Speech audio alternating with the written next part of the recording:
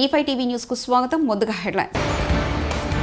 ప్రచారానికి కాదు పనితీరుకే ప్రజలు ఓటేశారు. విపక్షాన్ని ఎండగట్టిన మోదీ.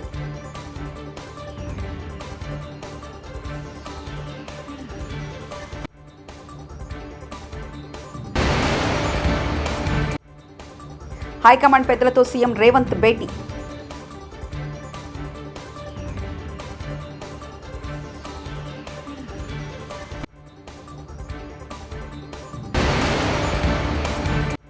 సీఎం చంద్రబాబు కీలక నిర్ణయం. జూలై 8వ తేదీ నుంచే ఉచితంగా ఇసుక పంపిణీ.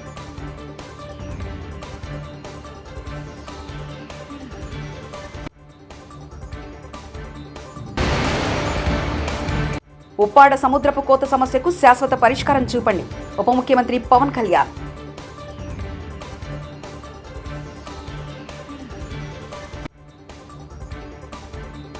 తప్పుదారి పట్టించే రాజకీయాలను ప్రజలు తిప్పికొట్టారని, ప్రచారానికి కాకుండా పనితీరుకు 2024 సార్వత్రిక ఎన్నికల్లో ప్రజలు పట్టం కట్టారని ప్రధానమంత్రి నరేంద్ర మోదీ అన్నారు. రాజ్యాంగం అంటే తమకు కేవలం నిబంధనల సంగ్రహం కాదని, రాజ్యాంగ స్ఫూర్తిని తూచా తప్పకుండా పాటించడం తమకు ప్రధానమని చెప్పారు. రాష్ట్రపతి ప్రసంగానికి ధన్యవాదాలు తెలిపే తీర్మానంపై చర్చకు ప్రధాని బుధవారం నాడు రాజ్యసభలో సమాధానమిస్తూ తాము మాత్రమే రాజ్యాంగాన్ని పరిరక్షిస్తామనే నమ్మకంతో ప్రజలు తమను ఎన్నుకున్నారని అన్నారు. सफलता को प्राप्त करती है और इसलिए आने वाले 5 साल गरीबी के खिलाफ लड़ाई के निर्णायक वर्ष है और यह देश गरीबी के खिलाफ लड़ाई में विजयी होकर के रहेगा। ये पिछले 10 साल के अनुभव के आधार पर मैं बहुत विश्वास से कह सकता हूं।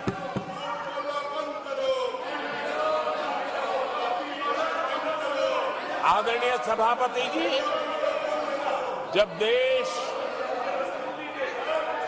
दुनिया की तीसरी बड़ी इकोनॉमी बनेगा तो इसका लाभ, इसका प्रभाव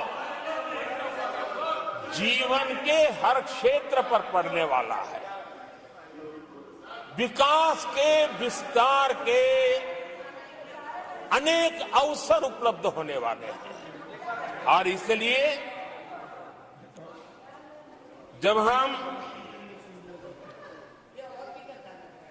दुनिया की तीसरे नंबर की इकोनॉमी बनेगी तब भारत के हर स्तर पर सकारात्मक प्रभाव तो होगा, लेकिन वैश्विक परिवेश में अभूतपूर्व प्रभाव पैदा होने वाला है।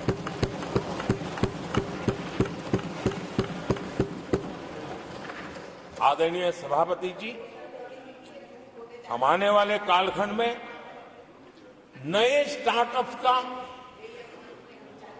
नई कंपनियों का वैश्विक उभार देख रहे हैं और मैं देख रहा हूं कि आने वाले कालखंड में हमारे ఎక్సైజ్ పాలసీ స్కామ్ కు సంబంధించి మనీ లాండరింగ్ కేసులో ఢిల్లీ ముఖ్యమంత్రి అరవింద్ కేజ్రీవాల్ ను judicial custody Rouse Avenue court July 12వ తేదీ వరకు పొడిగించింది. ఎయిమ్స్ ఏర్పాటు చేసిన ప్రత్యేక బోర్డు మెడికల్ కన్సల్టేషన్ సమయంలో తన భార్యను అనుమతించాలని అరవింద్ కేజ్రీవాల్ చేసిన విజ్ఞప్తిపై నిర్ణయాన్ని జూలై 6వ తేదీకి కోర్టు వాయిదా వేసింది. మీడియా కాన్ఫరెన్స్ ద్వారా కోర్టు ముందు కేజ్రీవాల్ ను బుధవారం నాడు హాజరుపరిచారు. తెలంగాణ ముఖ్యమంత్రి రేవంత్ రెడ్డి ఢిల్లీలో బిజీగా ఉన్నారు. టీపీసీసీ చీఫ్ ఎంపిక, మంత్రివర్గ విస్తరణపై హైకమాండ్ పెద్దలకు వివరించేందుకు మరోసారి ఆయన ఢిల్లీ వెళ్లారు. సాయంత్రం కాంగ్రెస్ జాతీయ అధ్యక్షుడు మల్లికార్జున ఖార్గే, లోక్సభలో విపక్ష నేత రాహుల్ గాంధీ, కాంగ్రెస్ పార్టీ ప్రధాన కార్యదర్శి వేణుగోపాల్తో సీఎం రేవంత్ రెడ్డి భేటీ కానున్నారు. ఆంధ్రప్రదేశ్ ముఖ్యమంత్రి చంద్రబాబు నాయుడు కీలక నిర్ణయం తీసుకున్నారు. 5 ఏళ్ల క్రితం టీడీపీ ప్రభుత్వ హయాంలో అమలు చేసిన ఉచిత ఇసుక పంపిణీ పథకాన్ని ఇప్పుడు కూడా కొనసాగించాలని నిర్ణయించారు. అంతేకాదు, ఉచిత ఇసుక పంపిణీ విధానాన్ని జూలై 8వ తేదీ నుంచి అమల్లోకి తీసుకురావాలని నిర్ణయించారు. ఈ మేరకు చర్యలు చేపట్టాలని రాష్ట్ర గనుల శాఖ మంత్రి కొల్లు రవీంద్రకు ముఖ్యమంత్రి ఆదేశాలు జారీ చేశారు. కాగా ఈ పథకానికి సంబంధించి కలెక్టరేట్ల అధ్యక్షత కమిటీ ఏర్పాటు చేసి ఆ కమిటీ ఆధ్వర్యంలో లోడింగ్, రవాణా ఛార్జీలను నిర్ణయించనున్నారు.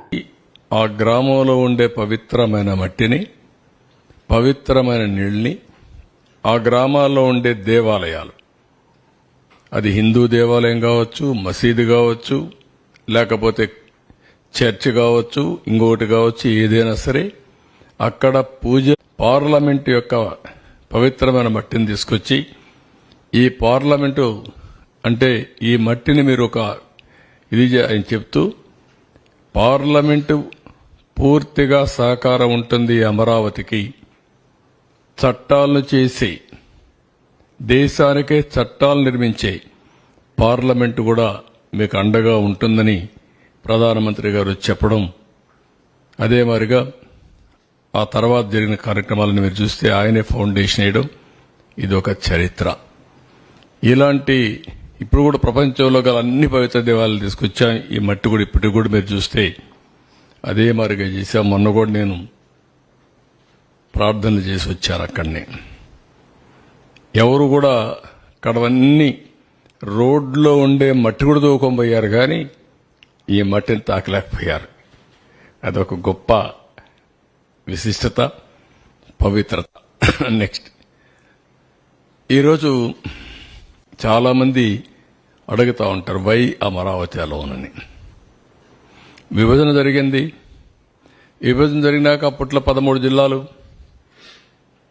13 జిల్లాలను మీరు చూస్తే స్ట్రైట్ గా ఏ పక్క గిర్ర గీసినా, ఈ పక్క మడకసిర లాస్ట్, ఈ పక్క ఇచ్చాపురం, ఇంకొక స్ట్రైట్ గా కొద్దిగా ఇట్లా వస్తే కుప్పం. 550, 590, ఇక్కడ 594 కిలోమీటర్లు. ఎటు చూసినా సమదూరం ఉండే ఏకైక ప్రాంతం అమరావతి. ఎవరు బుద్ధి జ్ఞానం ఉండే ఏ వ్యక్తి అయినా సరే దీన్ని ఏమాత్రం కూడా డిఫర్ కారు మనిషి అనేవాడు. అదే మాదిరిగా ఆ పక్క 12 పార్లమెంట్లు, ఈ పక్క 12 పార్లమెంట్లు, 13వ పార్లమెంట్ ఇక్కడ వస్తుంది. దేనికంటే సైంటిఫిక్ బేసిస్ మీకు ఏం కావాలి అమరావతి నిర్ణయించడానికి? దీనికి కులాలు కావాలన్నా, మతాలు కావాలన్నా, ప్రాంతాలు కావాలన్నా, లేదంటే రెచ్చగొట్టాలన్నా? అంటే ఎవరైనా సరే రాష్ట్రం యొక్క భవిష్యత్తును ఆకాంక్షించే ఎలాంటి వ్యక్తి అయినా సరే, అతను కరుడుగట్టిన ఉగ్రవాది అయినా సరే దీనికి ఒప్పుకొని తీరాలి. ఈ నియమనాలతో నాకు అర్థం కావడం లేదు. ఆఫ్టర్ బైఫర్కేషన్ మనకు రాజధాని లేదు. రికమెండేషన్స్ ఇచ్చిన కేసీ శివరామకృష్ణ ఇచ్చిన రికమెండేషన్లు కూడా చూశాం.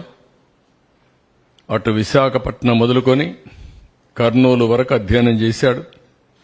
అధ్యయనం చేసిన తర్వాత ఎక్కువ మంది ఎక్కడ రాజధాని ఉండాలి అంటే విజయవాడ, గుంటూరు. రాష్ట్రంలోని అన్ని దేవాలయాలు, చర్చిలు, మసీదులలో పూజలు చూసి అన్ని గ్రామాల నుంచి నీరు, మట్టి తెచ్చి అమరావతి భూమి పూజ చేశాం. గత 5 ఏళ్లలో వీళ్లు అమరావతిని కదిలించలేకపోయారంటే ఆ మట్టికి ఉండే విశిష్టత అది. నమ్మకాన్ని కోల్పోయారు. మేము కష్టపడచ్చు, కానీ పెట్టుబడి పెట్టడానికి సహకరించడానికి వచ్చే వ్యక్తులు రారు. ఇప్పుడు సింగపూర్ గవర్నమెంట్ వాళ్ళతో మాట్లాడాలి, వస్తారా రారా? అంత ఈజీగా రారు. వాళ్ళ అనుభవం వాళ్ళకుంది. మన కోసం వాళ్ళు డబ్బులు పోగొట్టాల్సిన పని లేదు. ఇలాంటి రాష్ట్రాలు, ఇలాంటి దేశాలు కొన్ని వందలు ఉన్నాయి వాళ్లకు. ఆ దేశాల్లో చేసుకోగలుగుతారు ఏదైనా హెల్ప్ చేయాలన్నా. మనకే చేయాల్సిన అవసరం లేదు. రెండోది, పెట్టుబడులు పెట్టే వాళ్ళందరికీ ఈ రోజు బాగానే ఉంది, మళ్ళా ఈ భూతం ఇక్కడ ఉంటుంది కదా, ఈ దుర్మార్గుడు ఉంటాడు కదా, ఉన్నప్పుడు రేపు కథ ఏంటి, మేమెందుకు రిస్క్ చేయాలి మీ రాష్ట్రానికి అనే ఆలోచన ఉంటుంది. ఒక బ్రాండ్ ఇమేజ్ మొత్తం సఫర్ అయిపోయింది. ఎవరిని అడిగినా ఇంకా కూడా ఆలోచిస్తాం, చేస్తాం, అన్ని బాగానే ఉన్నాయి, మీ ట్రాక్ రికార్డు బాగుంది, మీ రాష్ట్రంలో మళ్ళా నమ్మకం ఏంటి మాకు, మీరు ఎట్లా అష్యూరెన్స్ ఇవ్వగలుగుతారు అని అడిగే పరిస్థితి వచ్చింది. This is the case study. ఒక వ్యక్తి అధికారాన్ని తీసుకుని భావితరాల భవిష్యత్తు నాశనం చేశాడు. ఒక శాపంగా మారాడు. ఏ పాపం చేశారండి ఈ రాష్ట్రంలో ఉండే ప్రజలు? రాజధాని లేదు అని చెప్పుకొని పాపం ఏం చేశారు వీళ్ళు? ఇక్కడుండే వాళ్ళు ఒకే అవకాశాల కోసం బయట పోతే పర్లేదు, కానీ ఇక్కడ అవకాశాలు లేక బయట పోవాల్సిన కర్మ ఏం పట్టింది? తెలివితేటలు లేవా? ఇక్కడ వనరులు లేవా? ఇక్కడ అవకాశాలు లేవా? ప్రపంచంలో ఉండే ప్రతి ఒక్క వ్యక్తి ఇక్కడికి వచ్చే అవకాశం ఉంది. గోదావరి, కృష్ణ, పుణ్య నదులున్నాయి, బంగారు పండించే భూములున్నాయి, రైతాంగం ఉన్నారు. Andhra Pradesh rice bowl of India. Pithapuram నియోజకవర్గం నాగులపల్లి వద్ద సూరప్ప చెరువు సమ్మర్ స్టోరేజ్ ట్యాంకును ఉప ముఖ్యమంత్రి పవన్ కళ్యాణ్ పరిశీలించారు. నాబార్డ్ నిధులతో 22 ఎకరాల్లో నిర్మించిన ఈ ట్యాంకు ద్వారా కొత్తపల్లి మండల పరిధిలో 54 గ్రామాలకు అందిస్తున్నారు. బుధవారం ఆ ఉప్పాడ తీర ప్రాంత సందర్శనకు వెళ్తూ మార్గ మధ్యంలో సూరప్ప చెరువును పరిశీలించారు. సమ్మర్ స్టోరేజీ ట్యాంక్, తాగునీటిని శుభ్రపరిచే విధానం, ల్యాబులు పరిశీలించి అధికారులను వివరాలు అడిగి తెలుసుకున్నారు. Kakinada collector Shri Shanmohan Sagili, MP Shri Uday Srinivas, Pithapuram Janasena incharge Shri Marreddy Srinivas తదితరులు పవన్ కళ్యాణ్తో ఉన్నారు.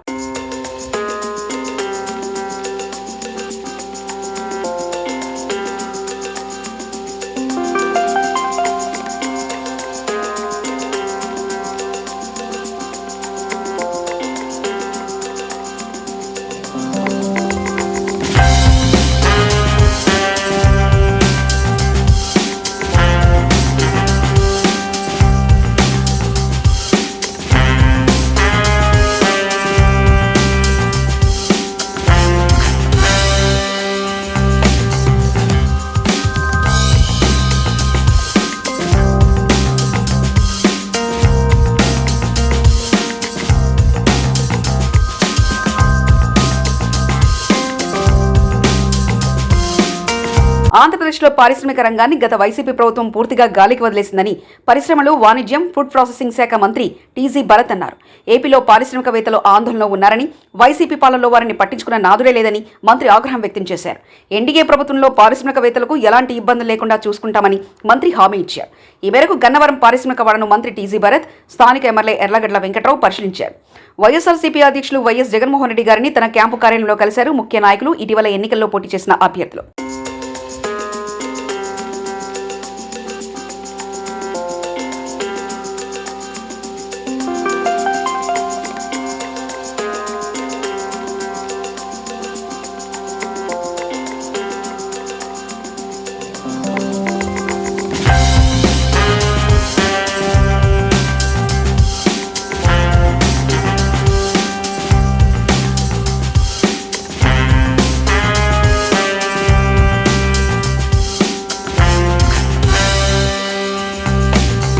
తిరుమల శ్రీవారిని భారత మహిళా క్రికెటర్లు దర్శించుకున్నారు. బుధవారం వీఐపీ ప్రారంభ విరామ దర్శన సమయంలో హర్మన్ ప్రీతి కౌర్, షఫాలి వర్మ, రేణుకా ఠాగూర్, దీప్తి శర్మ తదితరులు స్వామివారి సేవలో పాల్గొన్నారు. వారికి ఆలయ అధికారులు స్వాగతం పలికి దర్శన ఏర్పాట్లు చేశారు. మహిళా క్రికెటర్లను చూసిన భక్తులు వారితో ఫోటోలు దిగేందుకు ఎగబడ్డారు.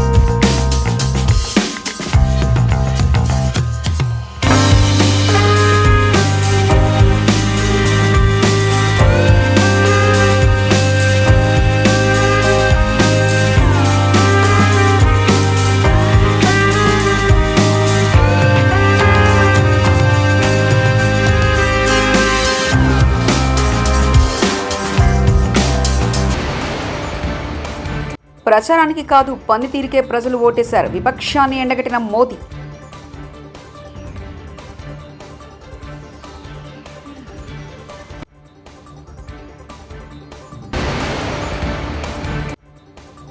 హైకమాండ్ పెద్దలతో సీఎం రేవంత్ భేటీ.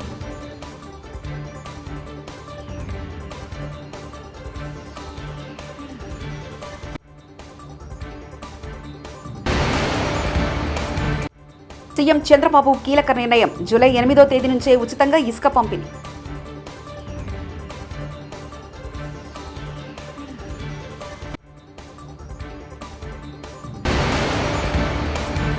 ఉప్పాడ సముద్రపు కోత సమస్యకు శాశ్వత పరిష్కారం చూపండి. ఉప ముఖ్యమంత్రి పవన్ కళ్యాణ్.